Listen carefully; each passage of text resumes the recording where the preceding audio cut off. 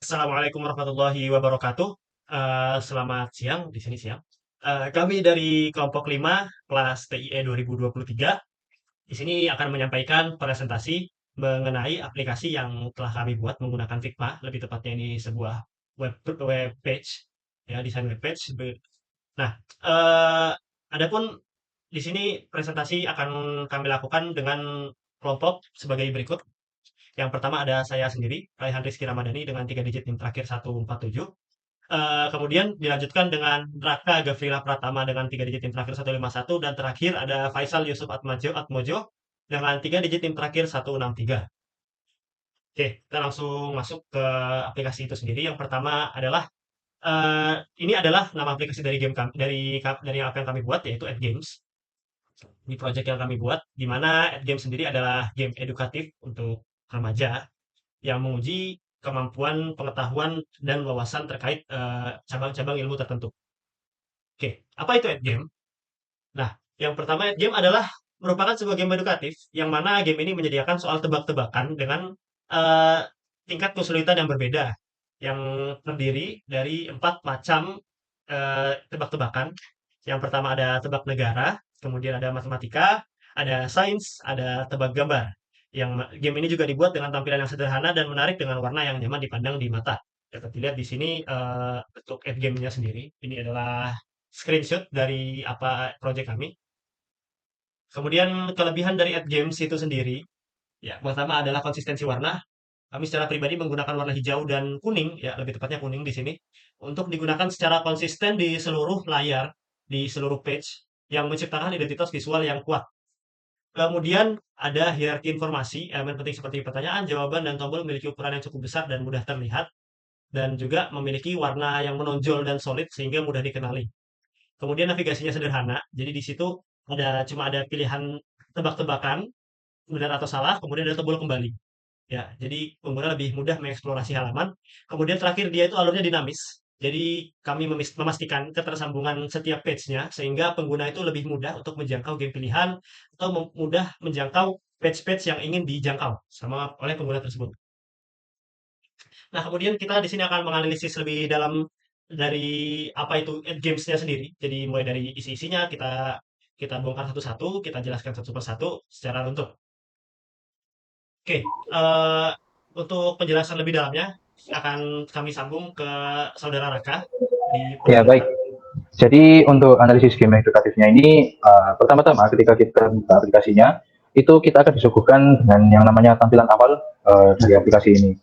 Di mana di sini bisa kita lihat bahwa tampilannya itu sederhana, lalu ada tulisan-tulisan mulai dari tulisan nama gamenya sendiri dan juga selamat datang untuk menyambut pengguna yang baru membuka aplikasi ini untuk pertama kalinya. Untuk fontnya sendiri dibuat dengan ukuran yang cukup besar untuk memudahkan pengguna dalam membacanya dan tidak terkesan formal ya. Jadi membuat pengguna ini merasa nyaman untuk memulai dari aplikasi ini, untuk mulai menggunakan aplikasi. Selanjutnya di sini bisa kita lihat bahwa game ini memiliki tampilan dengan instruksi yang jelas untuk pengguna dalam melakukan memulai game ini. Jadi apa yang harus dilakukan untuk memulai game ini. Next ke slide selanjutnya.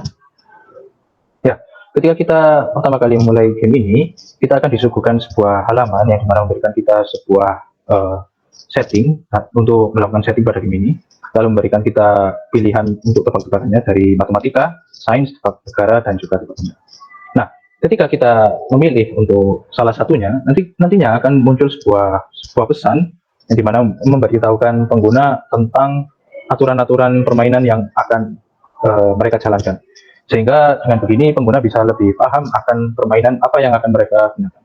Untuk tampilannya sendiri di sini menggunakan warna yang cerah ya, jadi memudahkan pengguna dalam membaca untuk visualisasinya. Selain itu memberikan kesan yang menyenangkan dan nyaman di mata pengguna. Jadi pengguna tidak merasa terintimidasi ketika menggunakan aplikasi. Oke, next. Selain itu, warna dan desain dari tombol dibuat dengan bentuk yang memiliki lengkungan di sudutnya, memberikan kesan lebih yang tidak mengintimidasi pada pengguna, membuat pengguna merasa yakin untuk menjalankan game ini dengan rasa nyaman dan juga senang. Next, oke. Ini halaman ini akan muncul kalau misal di halaman sebelumnya kita memilih tombol pengaturan. Jadi di bagian sini kita bisa pilih untuk kembali ke home, Lalu kita bisa untuk melakukan pengaturan pada musiknya ya. Jadi di sini disediakan musik, lalu disediakan untuk mengatur font, ukuran tulisannya, dan juga untuk mengatur kecerahannya. Jadi ini bisa menyesuaikan dengan pengguna karena memang kita paham bahwa setiap pengguna memiliki visibilitas atau preferensi visibilitas yang berbeda. Next, ya. Lalu di sini halaman ini akan muncul kalau kita memilih tombol keluar. Jadi kenapa kita kasih sebuah pesan untuk mengkonfirmasi? Ya hal ini digunakan untuk berjaga-jaga bila misalnya pengguna tidak sengaja mengeklik atau menekan tombol untuk keluar. Jadi mencegah mereka agar tidak langsung keluar dari aplikasi. Next. Ya, halaman ini akan muncul kalau kita sudah mulai start ya. Jadi bisa dilihat tadi di home kan ada 4 macam pilihan. Yang dimana setelah kita membaca rulesnya, kita pilih melanjutkan. Nah itu akan muncul pemilihan level, ada mudah, sedang, dan juga sulit. Lalu kenapa kok mudah, sedang, dan sulitnya ini warnanya tidak berbeda? Misal mudah warnanya hijau, sedang kuning, dan sulit merah. Ini untuk memberikan kesan bahwa mengerjakan atau menjalankan game ini itu tidak terlalu susah. Dalam artian ini tuh menyenangkan. Jadi membuat pengguna tidak merasa terintimidasi. Oke, next. Ya, ini kita ambil contoh soal yang mudah ya, untuk soal matematika. Ketika pengguna telah menentukan level apa yang akan dijalankan, soalnya akan langsung muncul seperti gambar di samping ya, bisa kita lihat sendiri soalnya. Soal dan jawaban ditulis dengan tulisan yang cukup besar, memudahkan keterbacaan pengguna ya, jadi penggunanya bisa melihat soalnya dengan lebih mudah. Lalu untuk warnanya dipilih dengan hati-hati, yaitu kita kembali ke warna yang cerah, jadi memberikan kesan bahwa ini tuh menyenangkan, bukan hal yang menakutkan. Dan juga ini memberikan kesan yang nyaman di mata pengguna. Next.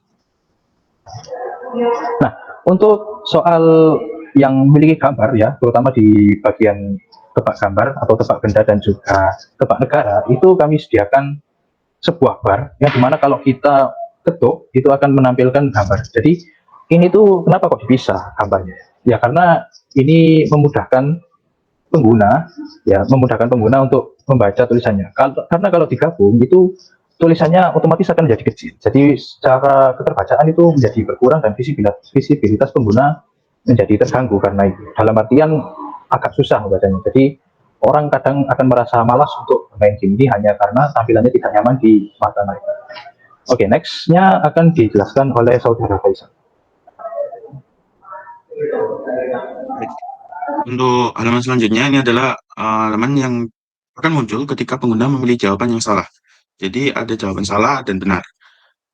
Kalau jawaban itu salah akan muncul tampilan seperti ini. Nantinya pengguna akan diberikan pilihan untuk mengulang dari awal kepada pengguna dari awal. Hal ini berguna untuk memberi kesempatan kepada pengguna mencari lebih lanjut manakah jawaban yang benar dari internet. Untuk pemilihan warna digunakan warna yang sederhana agar pengguna tidak merasa sedih ketika ia memilih jawaban yang salah. Untuk fontnya dibuat cukup besar juga, memudahkan keterbacaan pada halaman ini. Selain itu, font pada tombol untuk kembali dibuat cukup besar juga, agar pengguna merasa lebih mudah dan untuk melakukan apa yang harus dilakukan selanjutnya.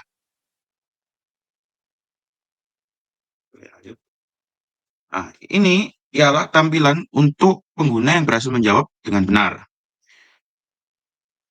Lalu pengguna itu akan mendapatkan ucapan selamat serta dapat kembali ke halaman pilih game untuk memilih game yang ingin dimainkan, seperti itu.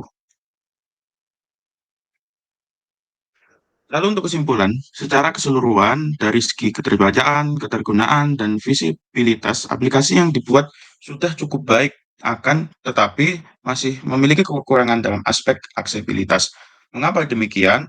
Karena aplikasi ini masih tidak dapat diakses oleh orang-orang yang menderita tunanetra, sebab aplikasi ini tidak mendukung text to speech.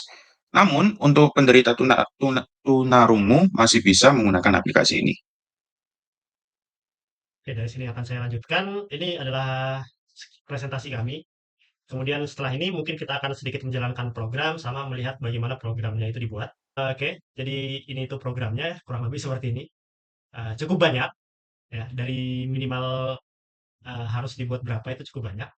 Di sini bisa dilihat prototipenya, juga alurnya kemana, dapat dilihat dengan jelas di sini. Kurang lebih ini adalah konten-konten yang akan kami sajikan. Kemudian setelah dijalankan,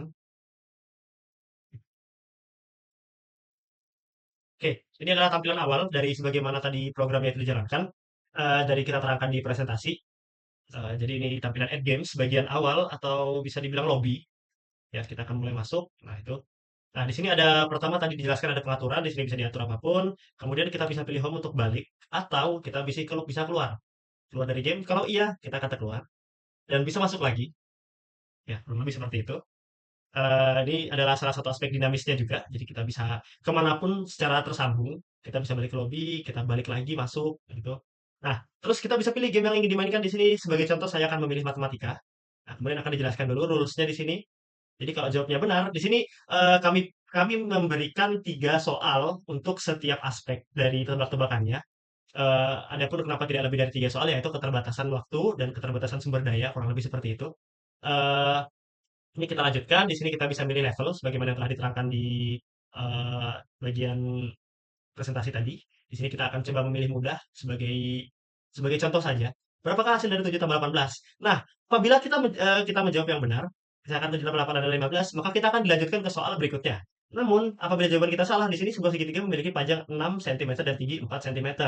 Luas segitiga tersebut, kalau kita ingat adalah A kali T bagi 2, yang artinya 6 kali 4 dibagi 2, itu hasilnya 12. Tapi misalkan kita salah hitung dan pilih 18, maka dia akan menjadi salah, memberikan notifikasi salah, dan pilihannya adalah diulang kembali dari awal. Di sini kita disuruh kembali ke bagian pilih level, ya. Jadi kita tadi bisa milih level yang mungkin kalau misalkan kita pilih sulit matematika sebelumnya kan dan salah gitu, pengen coba dari yang paling mudah dulu, ya udah tinggal balik, nanti dia langsung dibalikan ke sini dan bisa langsung pilih yang mudah. Kurang lebih seperti itu. Oke. Dan kalau kita menjawab semuanya dengan benar, bilangan genap berikutnya setelah 20 adalah 22. Nah, terakhir adalah selamat, Anda telah menyelesaikan soal pada level ini. Nah, di sini kita kembali disuruh untuk memilih level lain, tahu kita bisa kembali lagi ke menu utama di mana kita bisa memilih model tebak-tebakan yang lain yang ingin kita mainkan. Contoh di sini saya memilih sains. Lanjutkan. Saya pilih mudah. Yang mana hidup di air disebut akuatik. Apa fungsi utama akar tumbuhan? Kalau misalkan saya salah, misalkan menyebarkan biji, kita kembali lagi, kita bisa pilih mudah lagi atau mau pilih level lain atau kita mau pilih ke tebak-tebakan yang lain. Kurang lebih seperti itu, keseluruhan aplikasi yang kami buat atau web yang kami buat kurang lebih seperti itu tampilannya. Eee, Mungkin ada tambahan dari saudara Raka atau saudara Faisal? Sepertinya sudah sangat jelas ya apa yang kita jelaskan tentang aplikasi ini. Ya, baik, kurang lebih seperti itu saja berarti dari demo aplikasinya, mungkin saya perlihatkan kembali bagaimana alur aplikasinya, prototipe dan desainnya sendiri, kurang lebih seperti ini. Ini ada, konten-konten untuk tebak gambar, terus ada konten-konten untuk tebak negara juga ada di sini. Eee, Kurang lebih seperti itu. Mungkin kita kembali ke Meet lagi, ya. Mungkin, kurang lebih seperti itu, presentasi dari kami. Lebihnya kami mohon maaf. Terima Selebihnya kami kasih. mohon maaf atas mungkin kekurangan dalam penyampaian maupun kekurangan lainnya dalam tutur kata. Cukup sekian. Terima kasih. Assalamualaikum warahmatullahi wabarakatuh. Waalaikumsalam. Waalaikumsalam.